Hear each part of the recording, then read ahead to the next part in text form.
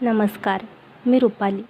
तुमच्या सर्वांचं स्वागत करते गोष्ट पुस्तकांची या आपल्या यूट्यूब चॅनेलवर. आज लेखक शंकरराव खरात यांच्या जागल्या या कादंबरीतील कथा तुम्हाला वाचून दाखवणार आहे. कथा 1970च्या ग्रामीण जीवनाविषयी आहे. लेखकाचे बालपण आणि समाजाची प्रथा यावर आधारित कथा आहे. कथा आपल्याला आवडल्यास प्रतिक्रिया नक्की कळवा. सबस्क्राईब करायला विसरू नका. तुमच्या एका लाईक्स आणि कमेंट्समुळे मला प्रेरणा मिळते, तर लाईक्स आणि कमेंट नक्की करा.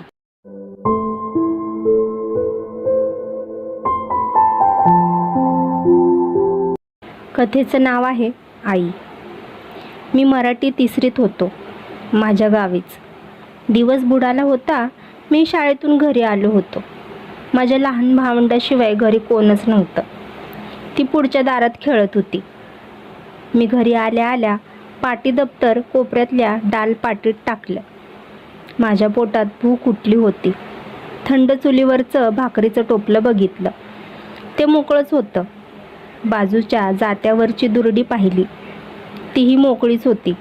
मला वाटलं लोंबत्या शिक्क्यावरच्या गाडग्यात कुत्र्या मांजराच्या भीतीनं आईनं भाकरी ठेवली असेल.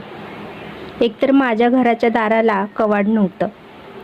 एक तडकी लावायला केली होती, पण तडकी खाली पाडून वडाळ कुत्री मांजरं दारात शिरून भाकरीवर ताव मारत होती. त्यामुळे आई रानामळ्यात रोजगारानं कामाला गेली तर शिक्क्याच्या गाडग्यात भाकरी ठेवून वर शिकुरी झाकून बंदोबस्तात ठेवत होती. म्हणून मी खाली लोखंडी पाटी ठेवून त्यावर उभा राहिलो.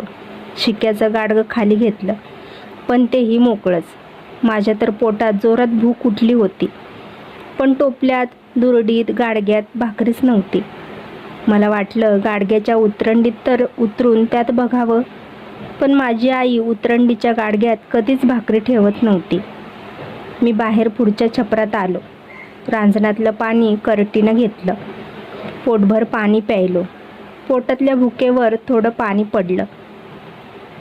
मी घरातून सरळ भावकीच्या चावडीकडे आलो. आईच्या वाटेकडे डोळे लावून पिंपरणीच्या पारावर बसलो.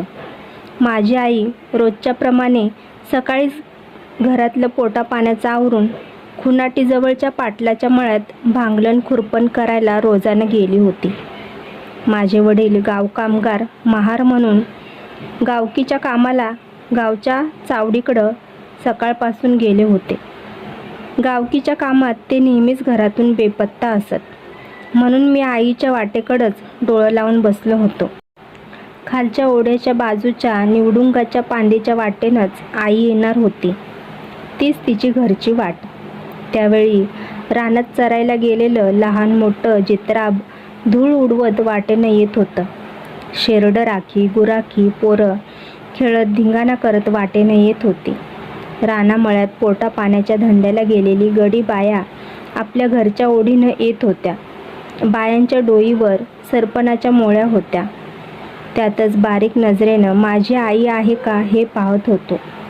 तेवढ्यात पाठीमागच्या आयाबायांच्या घोळक्यात माझी आई मला दिसली. तिच्या डोईवर जळणाची मोळी होती. तिला पाहताच मी धावत तिच्या आडवा गेलो. गेल्या गेल्या म्हणालो, आई, जळणाची मोळी माझ्याकडे दे.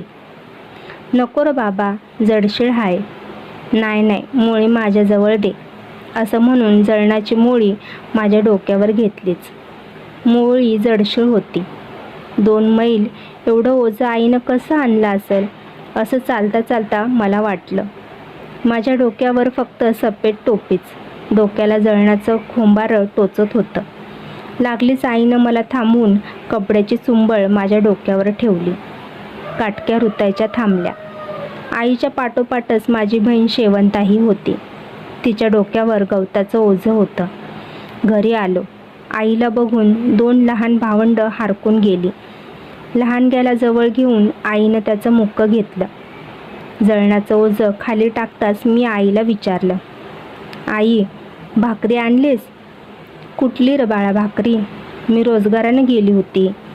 कवा कवा आई अशीच दुसऱ्याच्या मळ्यातून येताना कधी भाकरी तर कधी गाजरं रताळं आणत होती. आज तिच्याजवळ काहीच नव्हतं. आईच पुन्हा म्हणाली, आजच्या रोजगाराचं पाटलीनं दाणं पण पोटाला घातलं नाही, असं म्हणत आईनं लुगड्याच्या निऱ्या झाडल्या. छपरात क्षणभर बसली. रांजणावरच्या करटीनं घागरीतलं पाणी घेतलं. चूळ भरली. तोंडावरून पाण्याचा हात फिरवला. करट्या 2 करट्याभर पाणी प्याली. छपरातून उठली. घरात गेली. तिच्या पाठोपाठ गवताचं ओझं टाकून बहीण शेवंताही घरात गेली.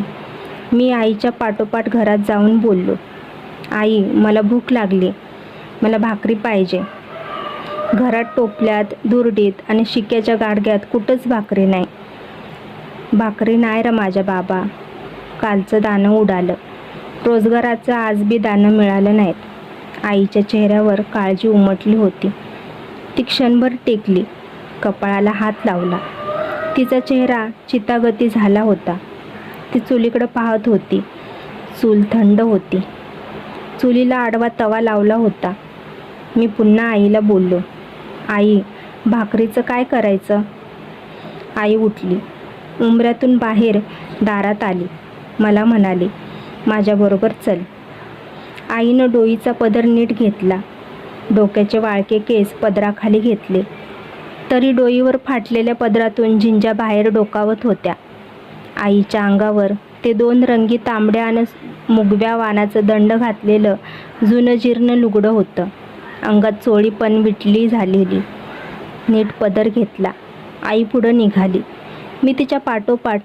मागं 2 लहान भावंडही होती. पाय ओढत आलो.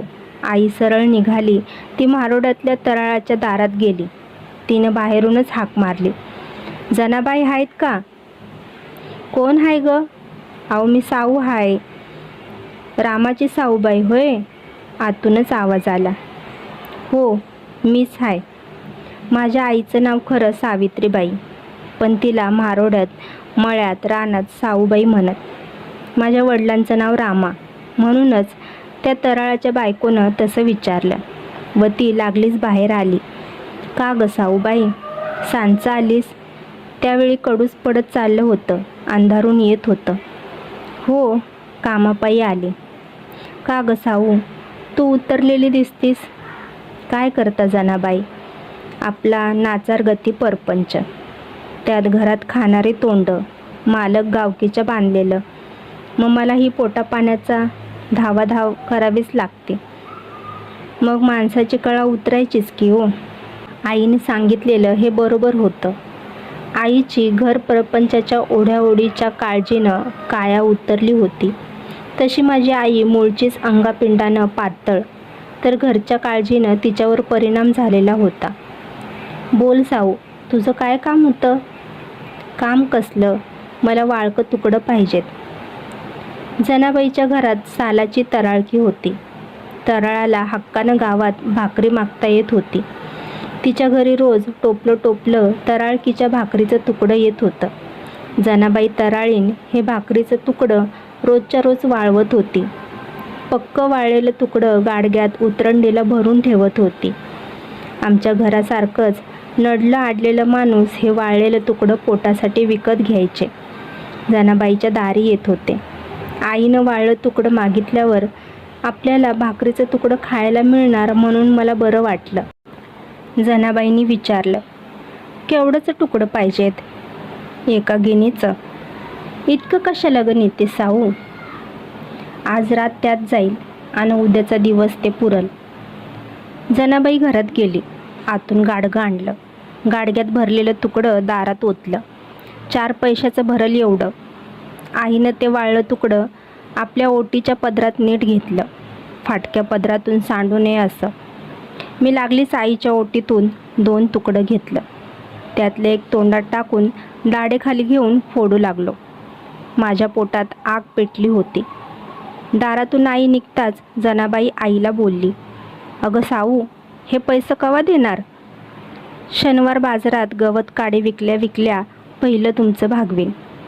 आणि पहिलं तुझ्याकडं 2 पैसे राहिल्यात ते? होय, माझ्या ध्यानात आहेत, ते बी भागवीन. आई तिथून निघाली. चालता चालता 2 भावंडाच्या हातात एक तुकडा दिला. तीही तुकडं फोडत चगळत पाठोपाठ निघाली. मी पुन्हा आईच्या ओटीतून 2 तुकडे घेतले. कडाकडा फोडतच पाठीमागे निघालो. आम्ही घरी आलो. घरात अंधार भरत चालला होता. आईनं ओटीतलं तुकडं टोपल्यात ओतलं. लागलीच देवळीतला दिवा घेतला. शेजारी इटाबाईच्या घरी गेली. दिव्याला दिवा लावून पेटवून लुगड्याच्या पदराखाली वाऱ्यानं विझू नये म्हणून झाकून सुरक्षित घरात आणला. घरात दिव्याचा अंधूक पिवळसर उजेड पडला. आई बाहेर गेली. दारात पडलेल्या जळणाच्या मोळीतून काटक्या कुटक्या काढल्या. चूल पेटवण्यासाठी ती घेऊन आत आली. काटक्यानं चूल भरली. दिव्याच्या ज्योतीनं चुलीतल्या काटक्या पेटल्या. वाळक्या काटक्यांनं चुलीत जाळ ढणाढणा पेटला. लागलीच आईनं चुलीवर कोरड्याशाचं गाडगं ठेवलं. गाडग्यात पाणी ओतलं. गाडग्यातल्या पाण्याला उकळी येई तोपर्यंत गाडग्यात मावतील एवढं भाकरीचं वाळलेलं तुकडं तगारीत धुवून घेतलं. त्यात मिरचीची तांबडी बुकणी आणि मीठ टाकलं. ते नीट मिसळून उकळी आलेल्या गाडग्यात शिजायला टाकलं. आम्ही सगळी भावंडं चुलीकडं डोळा लावून बसलो होतो. चुलीवर गाडग्यातल्या भाकरी रटारटा शिजत होत्या. चुलीत खाली निबर काटक्यांचा पिवळा लाल जाळ ढणढणत होता. चुलीतलं लाल इंगाळ धगधगत होतं. तोवर आईनं सकाळची भांडी बासनं दारात घासून धुवून घरात आणली. रांजणातलं चरवीभर पाणी घेऊन आत आली. बाहेर अंधार भरला होता. माझे वडील अजून सरकारी गाव चावडीकडून घरी आले नव्हते. आईची नजर उंबऱ्यातून बाहेर जात होती. तिचं कान बाहेरच्या पावलाच्या आवाजाचा सुगावा घेत होती. माझ्या वडिलांचा पत्ता नव्हता. बाहेरचा अंधार दाटत होता. चुलीवरच्या गाडग्यात भाकरीचं तुकडं शिजत होतं. त्याचा खमंग वास सुटला होता. माझ्या तोंडाला पाणी सुटलं होतं. मी मध्येच आईला विचारलं, आई, तुकडं शिजलं का बघ की. आईनं लागलीच लोखंडी पळी गाडग्यात घातली. नीट खालीवर हलवलं. त्यातला एक तुकडा काढून त्यात तिनं आपल्या हाताचं नख रुतवून बघितलं. म्हणाली, बाळांनो, अजून तुकडं शिजलं नाहीत. जरा कळ काढा, आता शिजतील. असं म्हणून तिनं तांब्यातलं पाणी पुन्हा गाडग्यात ओतलं. चुलीत पुन्हा 4 काटक्या सारल्या. थोडासा धूर होताच नळीनं चुलीत फुकलं. एकदा जाळाचा भडका झाला. चांगला जाळ लागला. गाडग्यात रटरटू लागलं. वर पाण्याची उसळी येऊ लागली. आईनं परत पळीनं आत हलवलं. तिनं पळीनं आतलं पाणी आपल्या हातावर घेतलं. तिखट मिठाचं प्रमाण चाखून पाहिलं. शिजलेला तुकडा पाहिला. तुकडं शिजल्याची तिनं खात्री केली. मग एक पितळी घेतली. त्यात गाडग्यात शिजलेली तुकड्यांची उकड पितळीत वाटली आणि तिनं ते वाट आम्हा भावंडाच्या पुढं सारलं. आम्ही 3 भावंड एकाच ताटात जेवलो. तुकड्याची उकडलेली उकड किती चांगली झाली होती.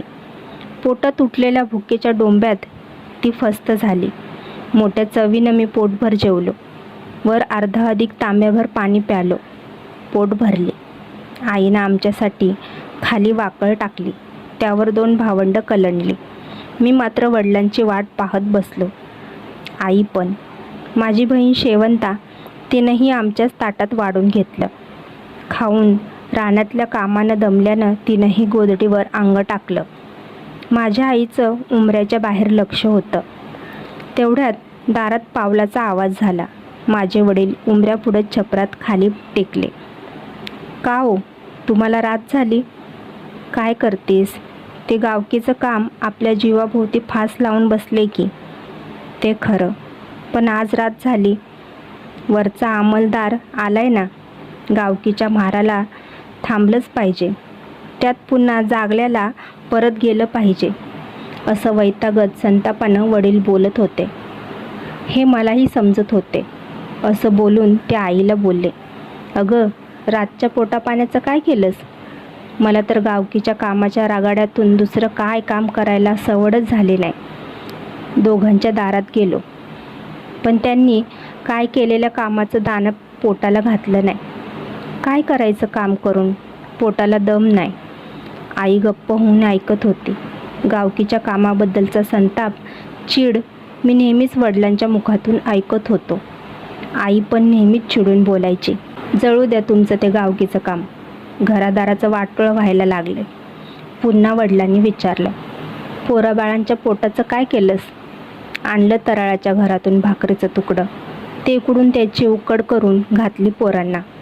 असं सांगून आई पुढे म्हणाली, आता उठा, चूळ भरा आणि 2 घास खा. वडील उठले. त्यांनी करटीनं घागरीतलं पाणी घेतलं, चूळ भरली, तोंडावर पाण्याचा हात फिरवला, धोतराच्या पदरानं तोंड पुसलं, पुन्हा बसून घागरीतलं पाणी करटीनं प्याले. मग ते आत आले. आईनं वडिलांना पितळीत उकड वाढली. त्याने ताट मोकळं केलं, वर पाण्याचा आधार केला. शेवटी आई जेवायला बसली. ताटात गाडगं नितळून गेलं. ती जेवली. तोवर वडिलांनी चिलीम भरली. वर चुलीतला इंगळ ठेवला. चिलमीचे झुरके मारले. शांत झाले. मग आईला म्हणाले, आता मी चावडीकडे जातो. रात्री जागल्याचं काम करायचं आहे. आई गप्प झाली. वडील बाहेर पडले. अंधारातून निघून गेले. माझे डोळे जड झाले होते. आईनंही दिवसभराच्या कामानं थकलेलं अंग धरणीवर टाकलं. मला कधी डोळा लागला मलाच कळलं नाही.